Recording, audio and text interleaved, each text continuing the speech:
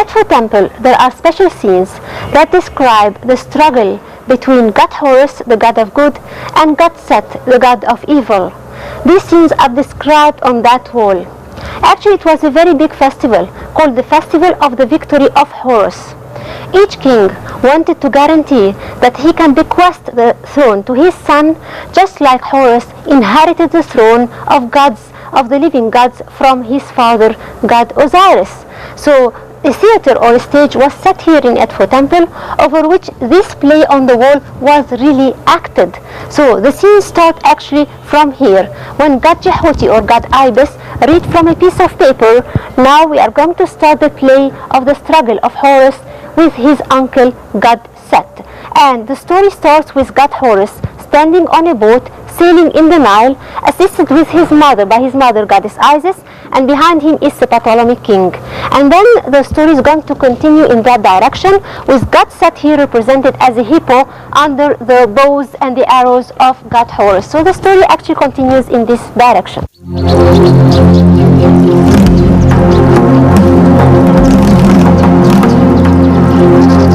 Theater has started in Egypt before it did in any other country or part of the world.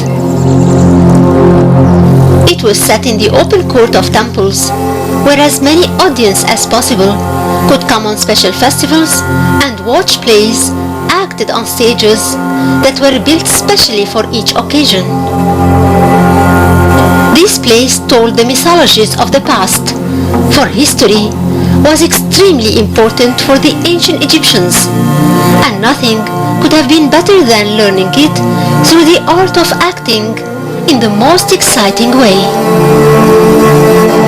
The walls of Edfu temple record part of the famous mythology of the struggle between god Horus and god Set, which is one of the most ancient and important religious mythologies the ancient Egyptian civilization ever knew, and that's clear by being referred to in literary and funerary sources across ages. This mythology is connected with the eternal struggle between good and evil, and it was also related to eternal and cosmic events with very old historical roots that were connected with the formation and legitimacy of royalty in ancient Egypt.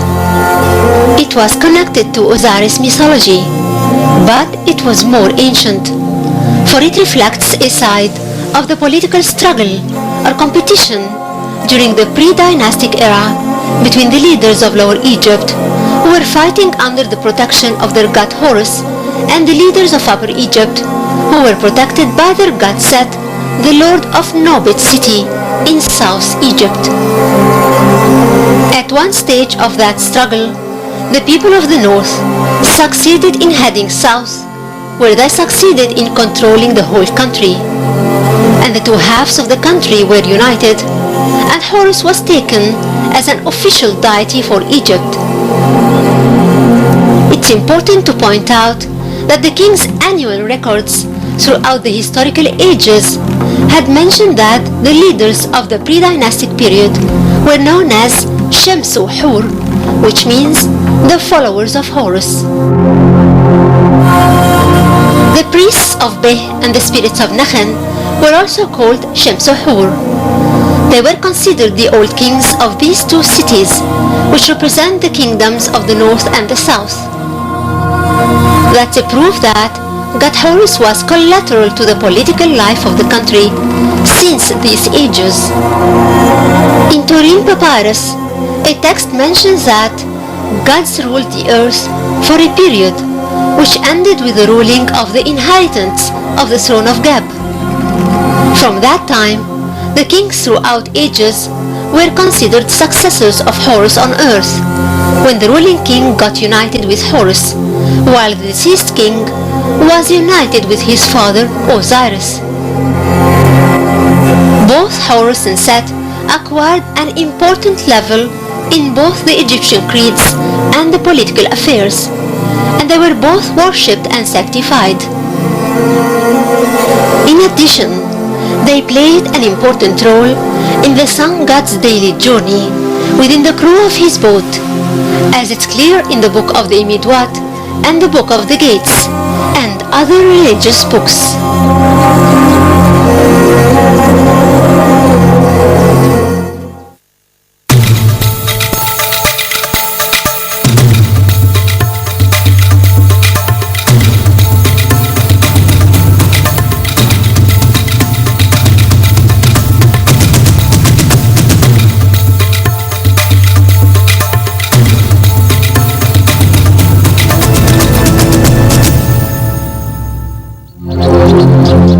In spite of what the mythology has pictured about the permanent struggle between Horus and Set, about the worthier of each of them to the throne, they were both sponsors of royalty.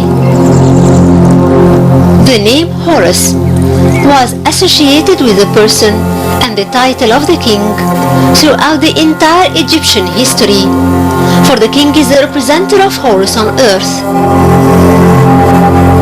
Set also has occupied a precedent position, being the formal god of the country during some periods of the history, and in other times he shared this position with Horus. Since the early dynasties, the reliefs and scenes embodied the victory of Horus, for the falcon Horus was pictured on armor stele, dragging the heads of the enemies with a rope, in addition to picturing him above the facade of the palace or the serech throughout the whole period of the first dynasty. Then came King Per-Ibsen from the second dynasty and replaced Horus with Set, until Ha-Sekhemwy placed them both above the serech. Both deities were equal partners or opponents and protectors of monarchy, for they compete and get together and break up, and Horus represented legitimacy, while Set symbolized chaos and illegitimacy. Many scenes showed them together during some rituals or festivals, including the coronation of the king, where they stabilized the crown above his head. Amongst these scenes are the ones that represent the coronation of King Ramses II, which was pictured on the walls of the small temple of Abu Simbel, and it seems that during performing the actual rituals, two of the high priests reincarnate the roles of Horus and Set. It seems that the struggle between Horus and Set was inevitable, so that the balance of power in the universe could be sustained, as since the first dynasty, the king was supposed to have derived his power and throne from both masters. Many sources has referred to this struggle. The oldest of these indications are in the Pyramids texts and the Coffins texts and the Book of the Dead, in addition to the Fourth Papyrus of Lahun from the Middle Kingdom written in Hieratic, and the Fourth Papyrus of Salye, and the Stela of King Shibaka from the 25th dynasty.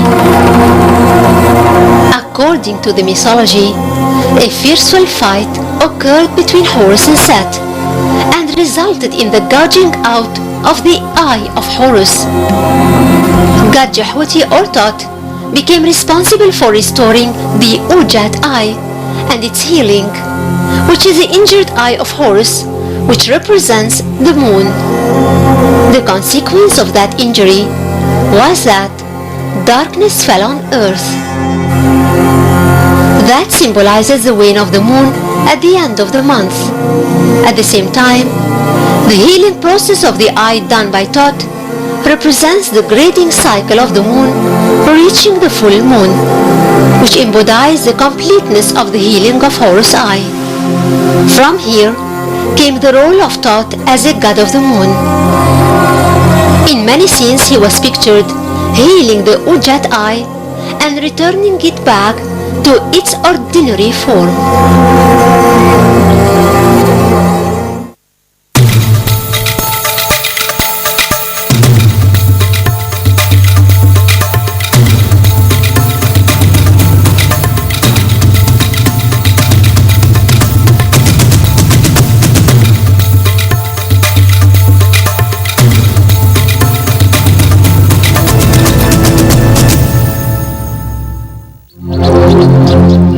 The papyrus of the fourth Lahun tells that the struggle between Horus and Set has started when Horus was a juvenile, at a time when Isis was looking after him and protecting him from Set, using her great capability of magic.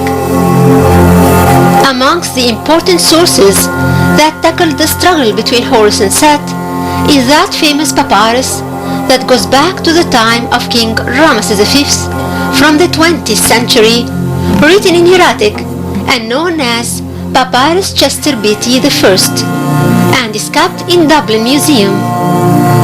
It seems that this papyrus was copied from a more ancient period, maybe the Middle Kingdom. It has told the many stages of struggle that went on between them and lasted for 80 years.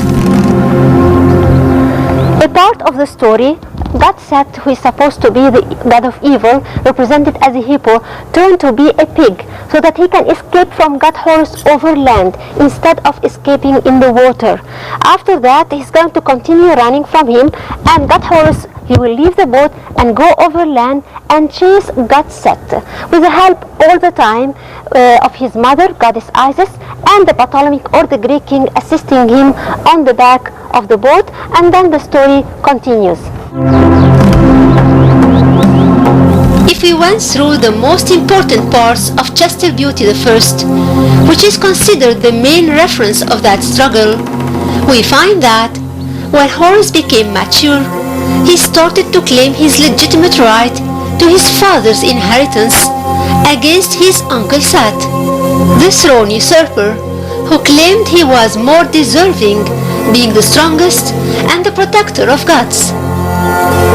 Here, Horus was described as a juvenile and tiny but clever, while Set was described as a strong and a gigantic but easy to deceive. In this part of the struggle between God Horus and God Set in Edfu Temple, we can see that God Horus, falcon god, finally succeeded in capturing God Set, who is represented here as a hippo, by putting the arrow in his head and capturing his feet, front feet and back feet, and his legs by the ropes, assisted by his mother, goddess Isis, kneeling down on the front of the boat, and her crown is above her, telling her name. So this is a very crucial part in the story of the struggle, because here the good overcome the evil, and God Set is going to lose his war in that struggle. But that's not the end of the story. The cause has lasted 8 years.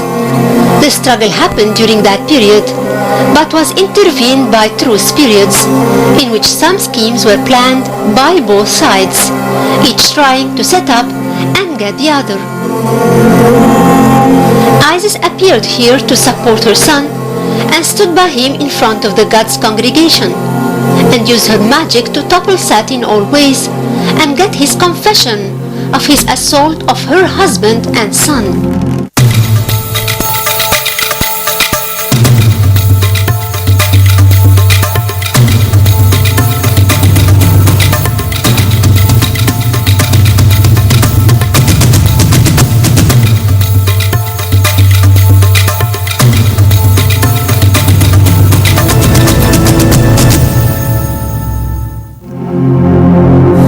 Noticeable at this point that other gods supported Horus and stood by him, especially God Cho and God Thoth, for they stood against the alignment of the greatest god Ra, who sided with Set, cause he is the strongest, and stands at the front of the million of years boat to defend the sun god's boat and destroy the eternal enemy Apophis.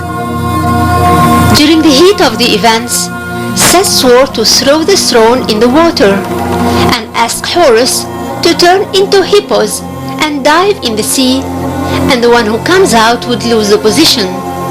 Then they dived. Isis cried and threw a rope with a copper hook to rescue her son. When it caught Set, he called for his sister's help, so she let him go.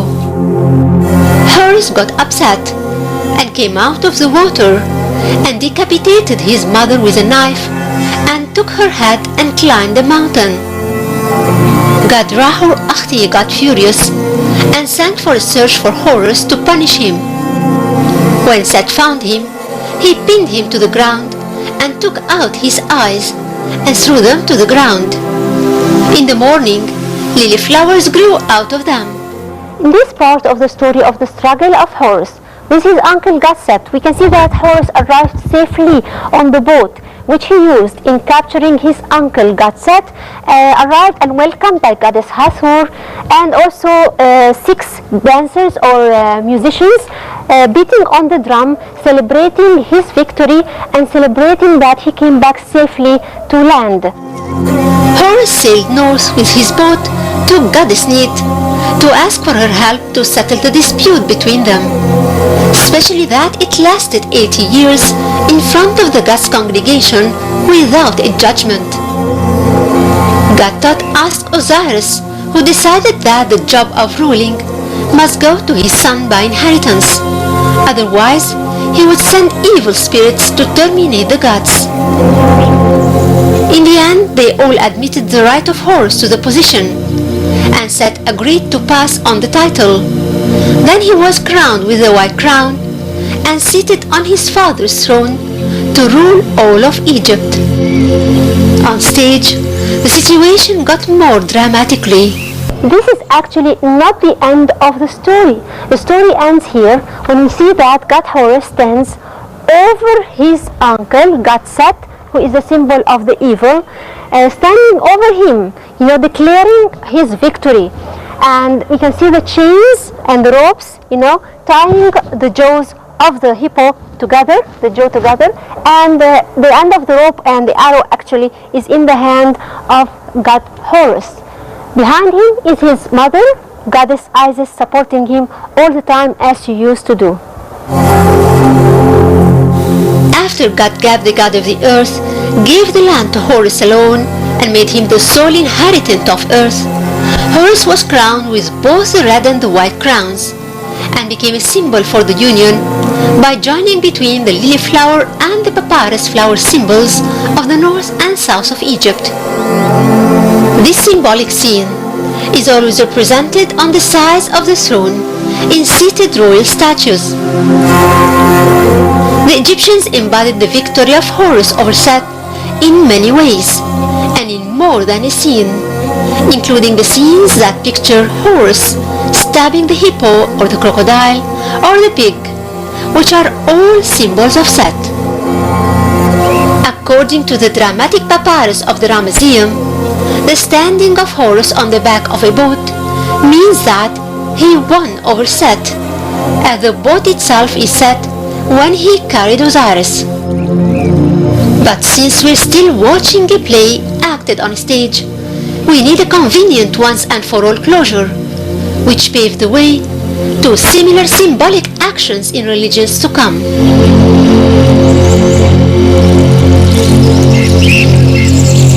The play of the struggle between god Horus and his uncle Set started with the ibis bird or god Jehuti reading from a piece of paper saying that the play has started.